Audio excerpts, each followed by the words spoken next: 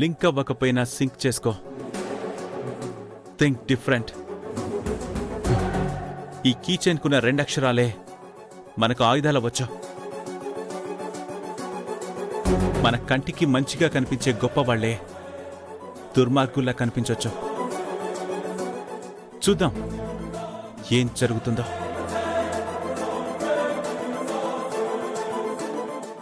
ఎక్కడికి సార్? మా చెల్లెలు భోజనానికి పిలిచింది కదయ్యా. పొద్దున్ననగా ఎప్పుడో భోజనానికి వచ్చి ఆశీర్వదించి కడుపు నిండా భోంచేసి వెళ్ళమంది. కానీ మీరేంటి సార్, పొద్దున వెళ్ళినప్పుడు భోజనం అడగలేదు, ఇప్పుడు ఉన్నట్టుండి భోజనానికి వెళ్తానంటే ఎలా? పాపం ఇబ్బంది పడరా? ఇలా రాత్రిపూట వెళ్తే ఎలా సార్? పోలీసు వాళ్ళకి పగలు రాత్రి ఏముంటుంది? మైండ్లోకి రాగానే బ్లైండ్గా దూసుకుపోవడమే. సార్ భోజనానికి వెళ్తున్నారా లేక? బంధాల్ని బంధుత్వాల్ని కూడా డ్యూటీలో పక్కన పెడతాను నేను. ఇప్పుడు భోజనానికి మాత్రమే కాదు, ఎక్కడో ఏదో పొరపాటు జరుగుతోంది. ముందు తెలుసుకోవాలి. మీనాక్షి ఇంట్లో వాళ్ల మీద నాకు అనుమానం రావడం, ఆ తర్వాత క్షణంలోనే సింపతి రావడం, రెండూ ఒకే వరలో ఇరికించాలని చూస్తే నా వల్ల కావట్లేదు. కేసు అంతు చూసేదాకా ఎవరి అంతైనా చూడ్డానికి నేను రెడీ. నాకు తెలుసు సార్, మీ స్పీడ్ చూస్తుంటే నాకు అర్థమవుతుంది. కానీ కాస్త జాగ్రత్తగా డీల్ చేయండి. మన దగ్గర ఏ విషయంలోనూ ఆధారాలు లేవు. నాకు క్లారిటీ ఉంది.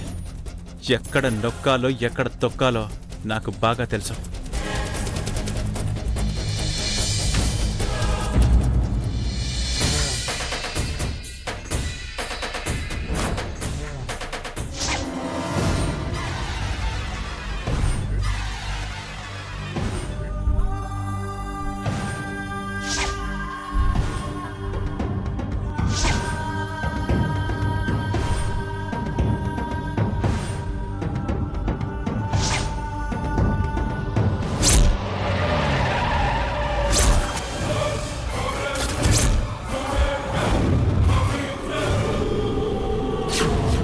మీనాక్షి,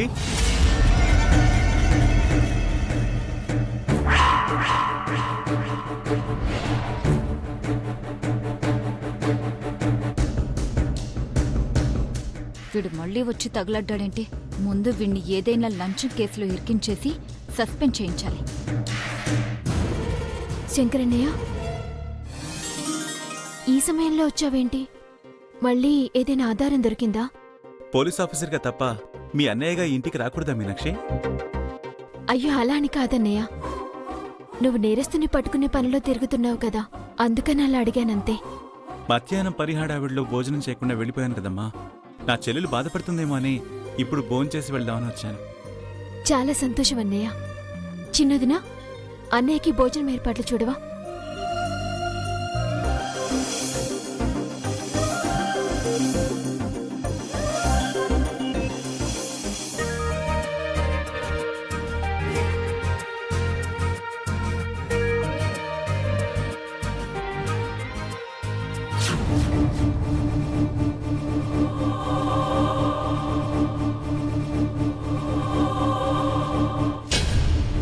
చెల్లెమ్మా, నువ్వెందుకమ్మా పెద్ద వడ్డిస్తుంది? నువ్వులే.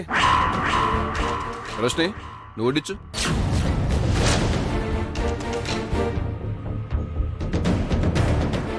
వెళ్ళు.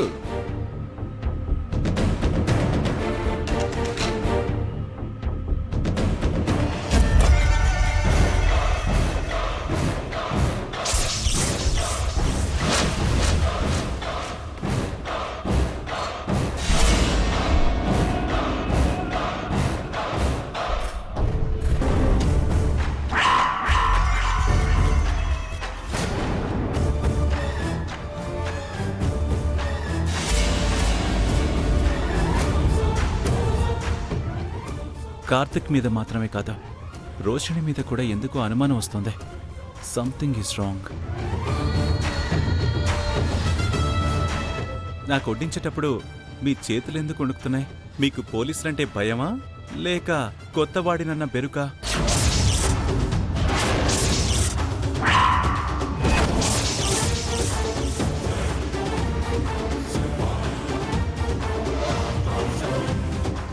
నిజం నీకు తెలిసిపోతుందేమో అని టెన్షన్.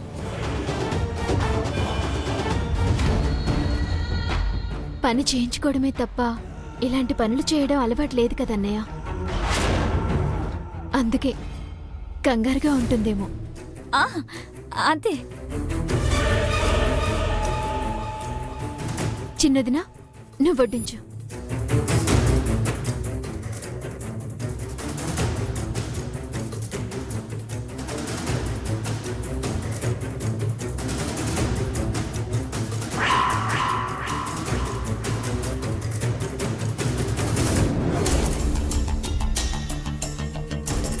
మిస్టర్ కార్తిక్,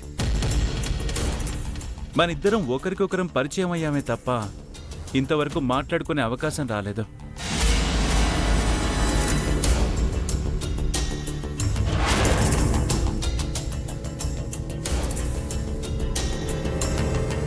చిన్నప్పటి నుంచి మీకెవరూ లేరని మీనాక్షి చెప్పింది. మరి ఎక్కడున్నారు? అనాథ శరణాలయంలో. సారీ కార్తిక్, ఏ బంధాలు లేకుండా ఒంటరిగా ఉంటే ఎంత బాధో నాకు తెలుసు.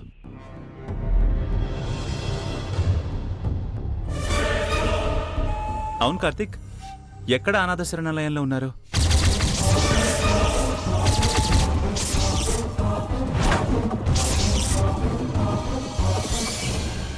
కాకినాడలో. ఓ,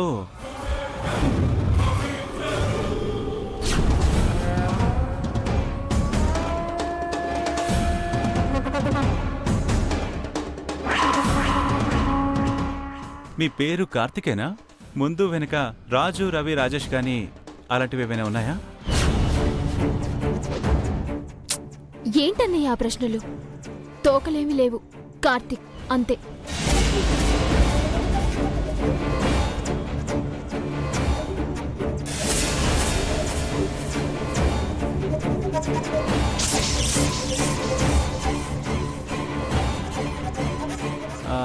అవును కార్తిక్, మీరు క్యాబ్ డ్రైవర్గా చేశానన్నారు కదా, గతంలో ఎక్కడ వర్క్ చేశారు?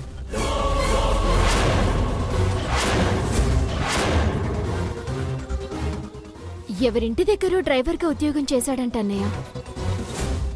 కనీసం తిండి తినే అవకాశం కూడా లేదు. నరకం చూపించేవాడంట. అందుకే అక్కడ మానేసి తనే సొంతంగా కారు నడుపుకుంటున్నారు.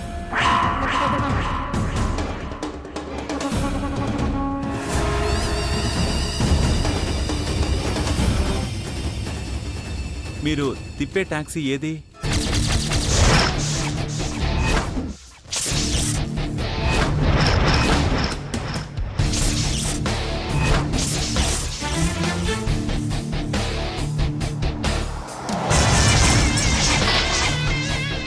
College, Tavera college.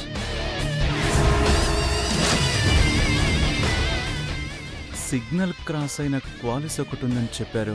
అది ఇదే అయి ఉంటుందా? కార్తిక్ని ఒకసారి అడుగుదామా? బండి నెంబర్ ఎంత?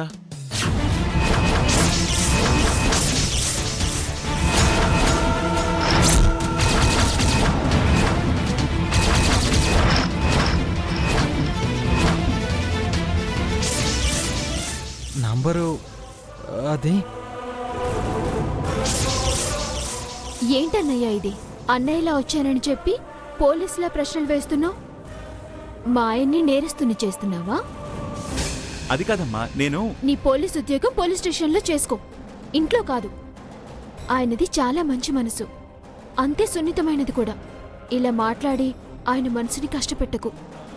సరే అయితే నీ చేత్తో ఆ పెరుగు వేసి ఈ అన్నయ్య మీద కోపం తగ్గించుకో. రామ్మా.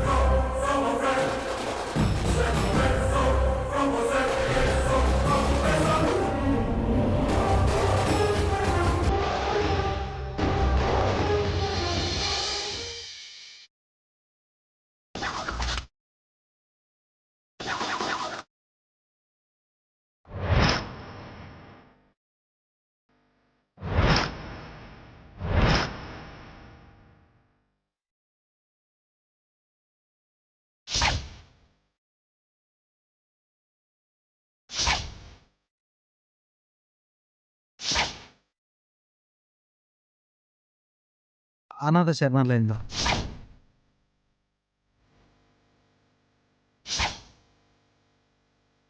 కాకినాడలో. బండి నెంబర్ ఎంత?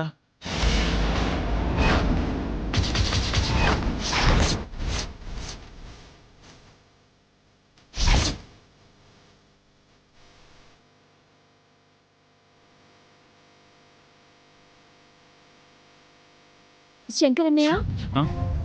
అమ్మా,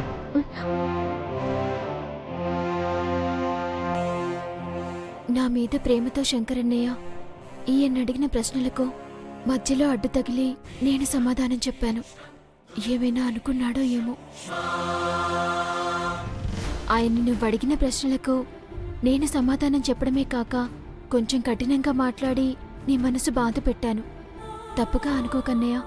నీ భర్త మీద నీకు ప్రేమ ఉండబట్టే తను బాధపడకూడదని నాకు సమాధానం చెప్పావు.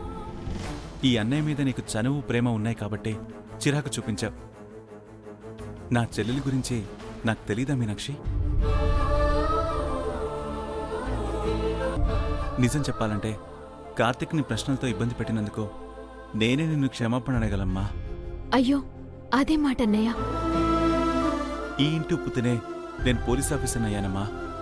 ఉద్యోగంతో పాటు అన్నయ్యగా నీ మీద నాకున్న బాధ్యత ఎక్కువ. నీకు పెళ్లి జరిగే సమయంలో నేను ఇక్కడ లేను. కాశీ అనే సంగతి తెలిసిందే కదా, అమాయకుడు. గణేష్కి వాడి చదువు తప్ప వేరే లోకం లేదు. మీ ఇద్దరి కాపురం బాగుండడం కోసమే తన గురించి తెలుసుకుందాం అనుకున్నాను తప్ప వేరే ఉద్దేశం లేదమ్మా. మా శంకరన్నయ్యకి నేనంటే ఎంత ఇష్టమో నాకు తెలీదా? కాని ఒక్క విషయం అన్నయ్య, ఆయన నా మీద చూపించే ప్రేమ విషయంలో ఎలాంటి సందేహం పెట్టుకోకు. భార్య మీద భర్త చూపించే అనురాగానికి రూపం వస్తే నా భర్త కార్తీక్లా ఉంటుంది.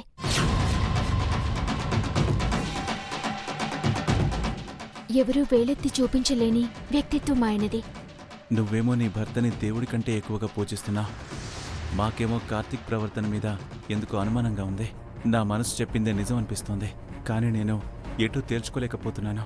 ఏంటన్నయ్య అలా మౌనంగా ఉన్నావు? ఏం లేదమ్మా, చాలా రోజుల తర్వాత ఇంటి భోజనం చేశాను కదా, చాలా సంతోషంగా ఉంది.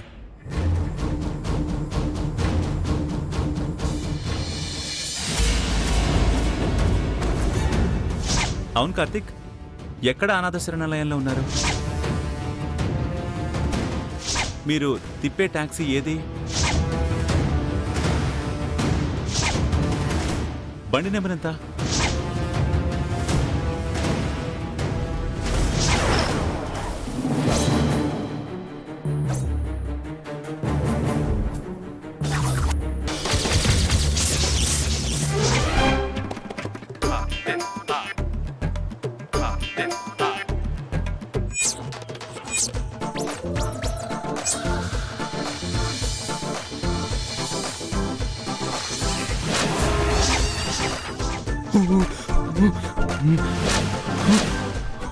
ఏమిందండి?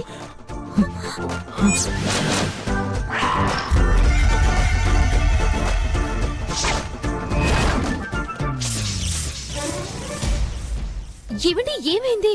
వెళ్ళిపోయిందా?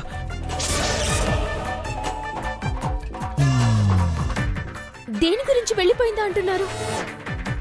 బలి వెళ్ళిపోయిందా? బల్లిని చూసి భయపడ్డా? బల్లా బలి వెళ్ళిపోయిందా? వెళ్ళిపోయి ఉంటుందిలేండి.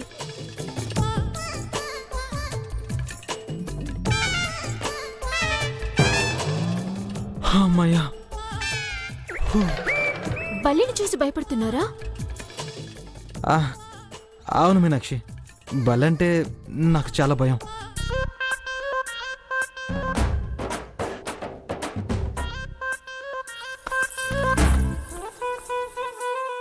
సాధారణంగా బల్లుల్ని బొద్దింకల్ని చూసి ఆడపిల్లలు భయపడతారు. మీరు బల్లిని చూసి భయపడ్డం ఏంటండి? ఏమో మీనాక్షి, ఏమో అవన్నీ చూస్తే చిన్నప్పటి నుంచి కొంచెం భయం అంతే. నిజంగానే బల్లంటే కార్తీక్కి భయమా, లేదా దానికి దగ్గర అవ్వాలని నాటకాలు ఆడుతున్నాడా?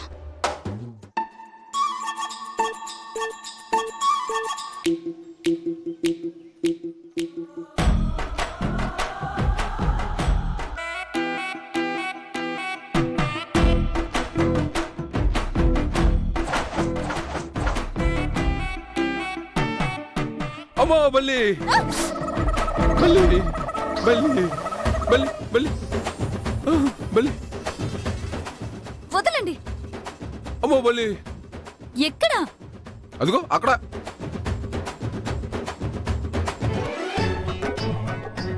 అక్కడ బల్లి లేదండి. అక్కడెక్కడ ఉండదు చూడు రోషిని. అయ్యో లేదంటున్నాను కదా. నేను ఇలాగే ఉంటాను. భయం ఏం లేదు, లేవండి.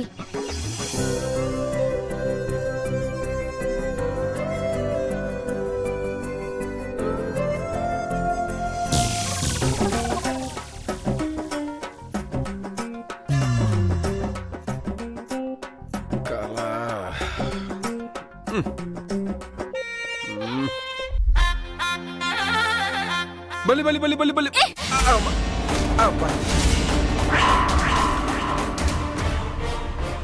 నేనంటే ఇష్టం లేనట్టు అంత గట్టిగా తోస్తాడు రోషిని.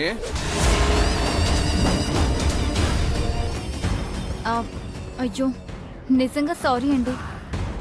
నాకేమో కొంచెం చిరాగ్గా ఉంది. మీరు సడన్ గా పట్టుకునేసరికి నాకే తెలియకుండా అలా చేసేసాను. ఏమీ అనుకోకండి. ఏమో రోషిని, నీ ప్రవర్తన చూస్తామంటే కావాలని దూరం పెడుతున్నట్టుంది. నేనేమో చిన్నప్పటి నుంచి నువ్వంటే ఇష్టం పెంచుకున్నాను, నువ్వేమో డబ్బులో పెరిగావు.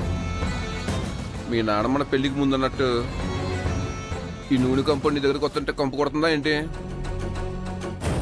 వీణ్ణి కొంచెం సెంటిమెంటల్ గా అవాయిడ్ చేయకపోతే ఈ రాత్రికే ఒకటవుతాం అనేలా ఉన్నాడు.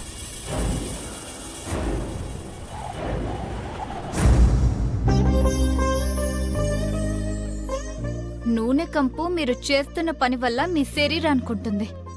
మీ మనసు మల్లెపూ కన్నా తెలుపండి. నేను మిమ్మల్ని దూరం పెడుతుందన్న ఆలోచనలో ఏం మనసులో పెట్టుకోకండి.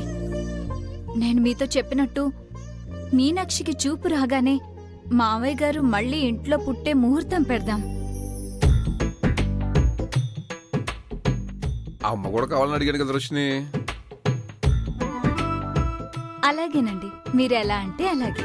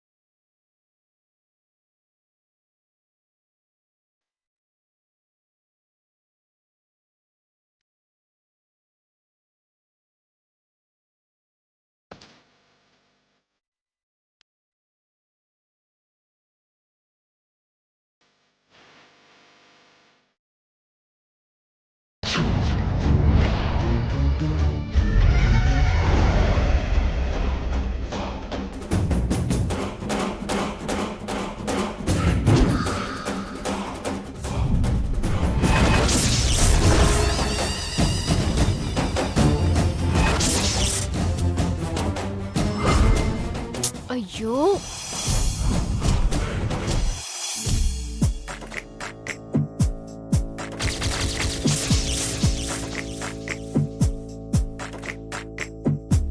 కాటుక కన్నుల చిన్నదీనా మనసుని దోచేస్తున్నది.